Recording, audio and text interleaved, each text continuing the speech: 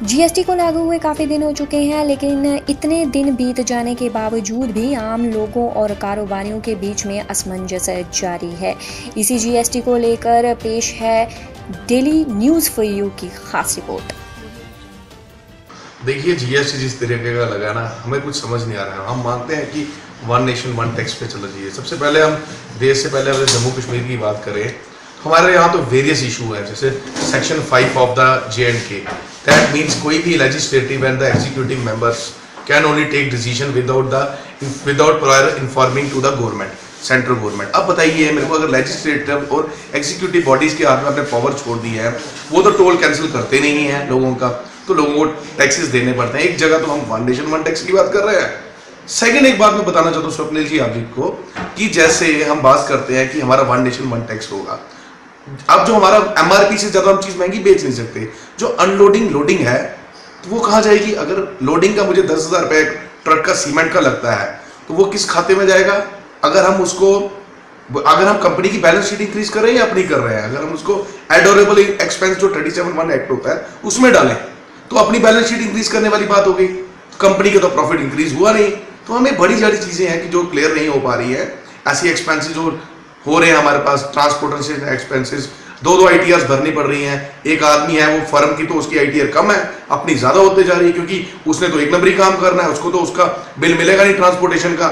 Naturally that is not a part of VAT, क्योंकि आप तो जीएसटी, क्योंकि आप तो एमआरपी से ज्यादा चीज महंगी बेच नहीं सकते। जब अपनी इनकम टैक्स रिटर्न में वो एडोरेबल एक्सपेंस डालेगा तो उसकी तो बैलेंस शीट कम होती जा रही है। तो अंकित जी, आप क्या मानते हैं कि किसको यहाँ पे आना चाहिए जो आपको इस मसले को लेकर जो आपकी सहायता करे? देखिए, ऑफिस में बैठ के बड़ी मीटिंगें करके कोई 10 बंदों के बीच में बैठ के कोई फायदा नहीं है। आने वाला टाइम में यूथ का टाइम है, यूथ यहाँ बिजनेस करेगा जबरदस्त तरीके से, वो प्रोडक्टिव एफर्ट लेके आ रहा है। आप यूथ के बीच में जाइए, कॉलेज में जाके सेमिनार्स कीजिए, आप इंस्टीट्यूट की हेल्प लीजिए, आप हिमायत चल रहा है वहां जाइए, आप बड़े बड़े मार्ट्स में जाए, छोटे छोटे लोगों से मिले, बात करें। ये बड़े बड़े बिजनेसमैन, टाइम हो गया, अब नई जनरेशन काम करना चाहती है।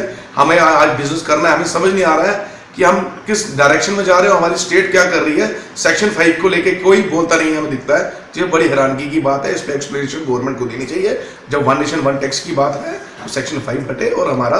देखिए, उधमपुर में पिछले दिनों भी जो है मीटिंग की गई है जीएसटी को लेकर, उसमें किस तरह का जो था रोल रहा था? देखिए, मैं भी गया था उस मीटिंग में, तो छोटा बिजनेसमैन हूँ, पर फ्यूचर नहीं पता था आने वाले में कितना बड़ा बिजनेसमैन बने।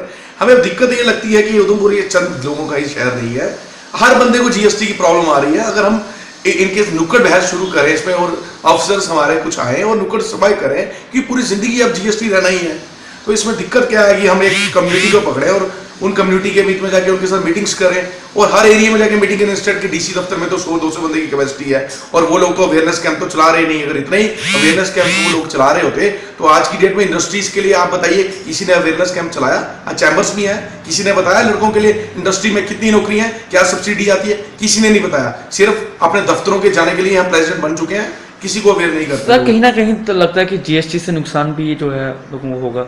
किस तरह का आप बता सकते हैं, किस तरह का जो है नुकसान हो सकता है? नहीं, सेंट्रल गवर्नमेंट ने जो पॉलिसी लगाई होगी, हमें पता है उन्होंने बहुत ज्यादा, हम तो कुछ भी नहीं है, बहुत नॉलेजेबल लोग होंगे, दैट अच्छी चीज लगाई होगी, हम मानते हैं। पर हमें जब तक क्लियरेंस नहीं होगा, हमें जैसे एक्सपेंसेस नहीं समझ आ रहे, 37(1) एक्ट हम क्लेम करेंगे या कंपनी क्लेम करेगी हमारी या फर्म करेगी, हम किस रिटर्न में शो करेंगे जो एक्सपेंस हुए हमारे आने के, और स्टेट एक्ट जो सेक्शन 5 है वो कब टूटेगा? तो ये जब तक चीजें क्लियर नहीं होगी, तो सेंटर ने तो अच्छी चीज सोच के लगाई होगी, पर हमारे लिए क्या, जो अफसर भी आते हैं वो हवाई बातें करते हैं, उनको अभी हमें ABC नहीं आती, हम जोड़ कैसे कर सकते हैं? तो वो बातें ऊपर की करते हैं, हमें समझ नहीं आती बातें।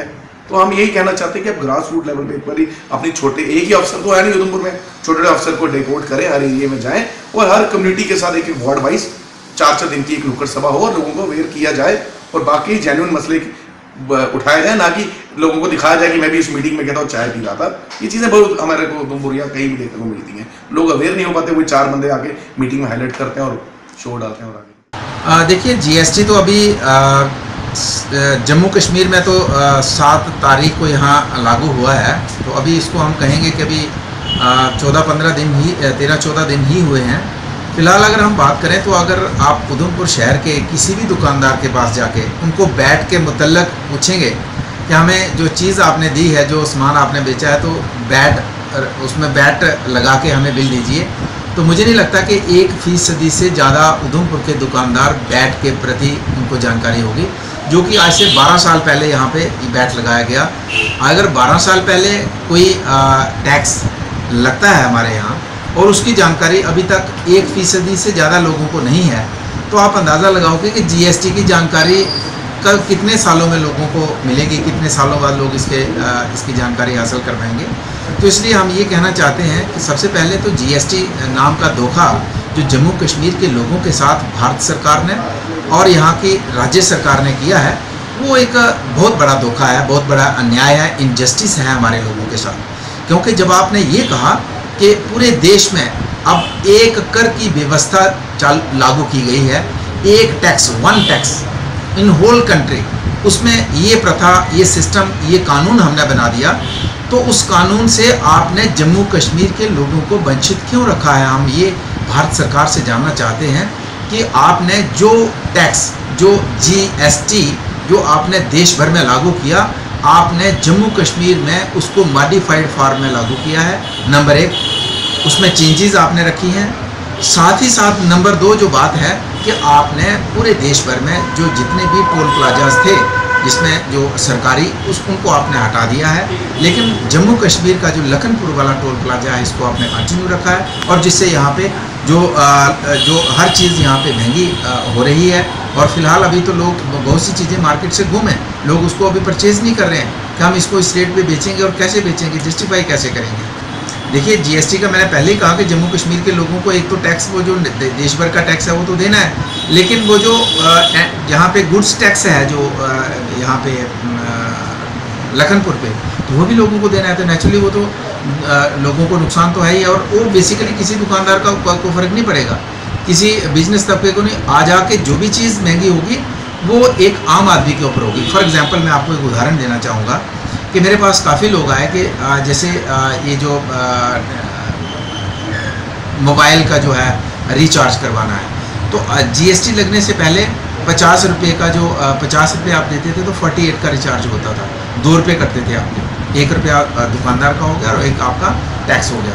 आज की डेट में उसी 50 रुपये आप जब रिचार्ज के लिए देते हो तो आपको 42 का रिचार्ज होता है।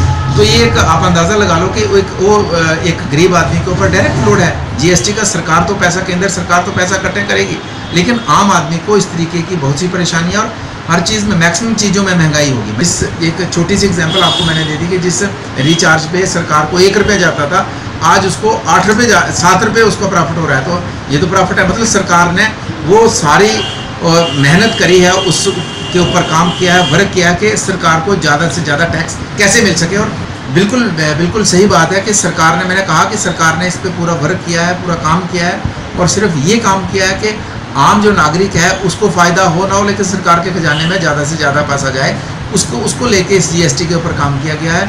आम आदमी को नज़रअंदाज किया है। जैसे आप देखें कि अब तेल की बात है, डीजल पेट्रोल की बात है, तो उसको जीएसटी से बाहर क्यों रखा गया? क्योंकि उनको पता था कि जीएसटी के इस दायरे से के अंदर लाएंगे तो इसका भाव जो है ये 40 रुपये लीटर के लगभग पड़ेगा पूरे इंटरनेशनल मार्केट में। अगर उसका रेट है तो नेचुरली यहाँ पे वही रेट होगा। तो इसलिए उसको इससे बाहर रखा है ताकि सरकार को टैक्स आ सके और लोगों के ऊपर बोझ पड़ा। तो मैंने पहले भी किया कि सरकार ने उन्हीं चीज़ों को जीएसटी के दायरे में लाया है और उनको लाके लोगों के ऊपर टैक्स बढ़ा है, ना कि कम हुआ। और जिसका अभी लोगों को अंदाज़ा नहीं है, लोगों को अंदाज़ा इसका 6 महीने के बाद, साल के बाद रिजल्ट आएंगे, तब देश में पता चलेगा कि देश में महंगाई कहाँ पहुँची। देखिए, जहाँ तक जीएसटी का सवाल है, जीएसटी लागू तो कर दिया गया, लेकिन मैं यही कहूँगा कि इसके लिए अभी जितने भी हमारे बिजनेसमैन तबका है वो भी अवेयर नहीं है। सरकार को चाहिए कि इसमें पहले अवेयरनेस कैंप लगाए जाएँ, वर्कशॉप लगाई जाए, ताकि जो भी छोटे दुकानदार हों या बड़े दुकानदार हों, खासतौर पे मैं कहूँगा जो छोटे दुकानदार हैं उनको बिल्कुल भी इनके बारे में अवेयरनेस नहीं है। हमने कुछ दुकानदारों से मुलाकात की और हमें यही लगा कि उनको जीएसटी के बारे में जितना नॉलेज होना चाहिए उतना नहीं है। हम यही मांग करते हैं कि सरकार द्वारा वर्कशॉप छोटी छोटी लगाए जाएँ और जितने भी दुकानदार हैं उनको अवेयर किया जाए जीएसटी को लेकर, तो ही जीएसटी लागू करने का फ़ायदा होगा। देखिए, जीएसटी का मैं यही कहूँगा, अभी तक फिलहाल कहना उचित नहीं होगा, लेकिन कहीं ना कहीं अगर फ़ायदा हुआ, अभी सरकार को तो बहुत ज़्यादा फ़ायदा हो रहा है, लेकिन सरकार को अपने फ़ायदे के साथ साथ ये भी देखना चाहिए कि दुकानदारों को कितना नुकसान हो रहा है, क्योंकि दुकानदार अभी उस स्थिति में है ही नहीं कि जीएसटी लागू करें या ना करें, कितना लगाएं कितना ना लगाएं। कहीं को तो मैंने देखा कि जीएसटी के बारे में उनकी फुल फॉर्म ही नहीं पता है जीएसटी है क्या। तो वैसे आप कैसे एकदम से थोप सकते हैं कि जीएसटी लगा के बिल काटें? कि गरीब आदमी मोबाइल रिचार्ज करवाता है उससे पैसे कट रहे हैं। तो मैं केंद्र सरकार को यही कहूँगा कि लोगों को जो उन्होंने सपना दिखाया था अच्छे दिन का, तो शायद ये अच्छे दिन अभी मुझे लगता है इससे भी बुरे दिन आने वाले हैं। तो ही लोगों को पता चलेगा कि ये अच्छे दिन नहीं बुरे दिनों वाली सरकार है। ये पहले डिमोनेटाइजेशन हुई, अभी जीएसटी हुआ, अभी आगे आगे देखिए होता है क्या। ये जो सरकार ने जो सपने दिखाए थे उसमें मैं कहूँगा केंद्र सरकार पूरी तरह से फेलियर साबित हुई है। और अभी तो सिर्फ डिमोनेटाइजेशन और जीएसटी हुआ, अभी आगे आगे देखो जब तक ये गरीब आदमी के मुंह से आखिरी निवाला नहीं छीन लेगी तब तक ये सरकार कुछ न कुछ करते ही रहेगी।